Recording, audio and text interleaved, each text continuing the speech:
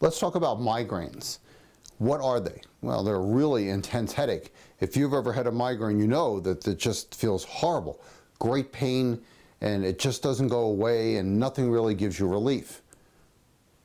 Why do migraines occur? Well, what happens is that there are two receptors here in the brain.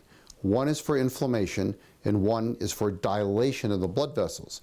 So inflammation occurs, and that sets off these receptors that dilate the blood vessels, and that's where the pain comes from, because you get discomfort from the inflammation, but it's when those vessels dilate, that's when it hurts. It's kind of like down here in the stomach. When you have constipation or gas in there, that's when it really hurts, because the intestines dilate and there are stretch receptors, and that's what really hurts. So why do migraines occur? Again, because of inflammation. Sometimes it is stress. For some people, it's certain foods that they eat, and for others, it's just being allergic, because these are inflammatory events. That's what allergies are all about, inflammation. So if you can cut down the inflammation of the allergic rhinitis, of the asthma, then with less inflammation in the body, there's less inflammation up here. And many times, migraines go away or become much reduced when you get the allergies under control. There's a big connection here. When I talk to my neurology friends, they say, yeah, I've noticed that allergic people do have more migraines. And we see that connection, obviously, because that's our thing. We're allergists.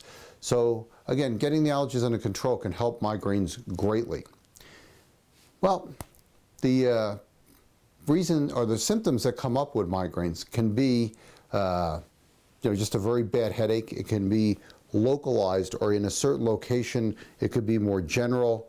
But some of the classic signs and symptoms are light sensitivity, sound sensitivity, nausea, vomiting, and pretty much incapacitation. Leave me alone, I can't do anything, and if you're lucky enough, you just want to go in a dark room, lay down and be left alone, and eventually it'll get better and go away. Those are some of the classic signs and symptoms. It could be all of them or a combination of them. Some people actually know they're coming. They get flashing lights or tunnel vision or what we call an aura. But it turns out only 1/3 of people with migraines actually get an aura. And this is bad because in the past, it was thought, if you don't have an aura, it can't be a migraine, it's got to be something else. And so people didn't get migraine medication to help them. Also, there's a misconception that, kids don't get migraines, when it's just the opposite. Kids do get migraines, and I find it's familial. I have a lot of kids who definitely have migraines, and I'll ask the mother, do you have them? Oh yeah, I had them, and I had them as a kid too. And nobody ever believed me, or I couldn't do anything about it. So there are specific medications that help with migraines. What they do is they actually address both receptors, because if you take just an anti-inflammatory like aspirin, Motrin, naproxen, Tylenol, it may help somewhat, or on some occasions if you take them quick enough. But if you don't get them in time, then it's going to lead to that dilation here, and that's it. There are no anti-dilation medicines on their own.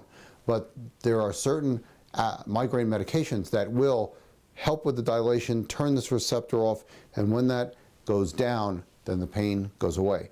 So again, migraines are well treated, can be reduced or eliminated, and the secret is taking care of your allergies.